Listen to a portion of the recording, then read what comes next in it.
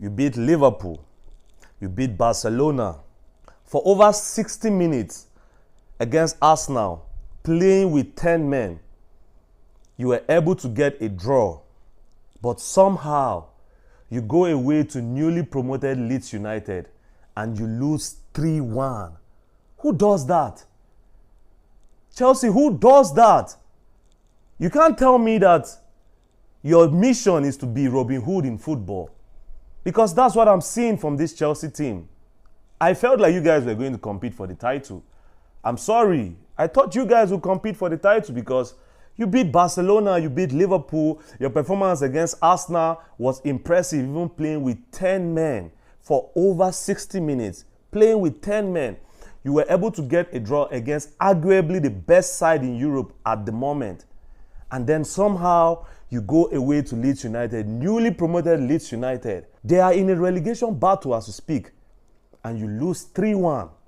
This is typical Robin Hood type shit from Chelsea because it's more like stealing from the rich and giving to the poor. Because that's what Chelsea are doing. How can you beat Liverpool? You beat Barcelona.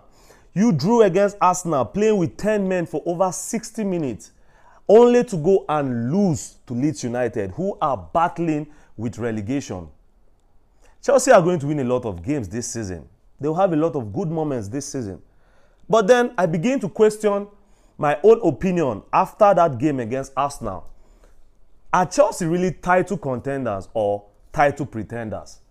Because you can't tell me that you only turn up when the big boys are in town. You can't only turn up when the big boys are in town and you expect to challenge for the title. It doesn't work that way. If you want to win the title, you have to beat the big teams. You have to beat the small sides. In fact, you even have to beat the small sides more because the small sides are more. You play more of the smaller sides when you are competing for the title than the big sides. How many big teams do we have in the Premier League?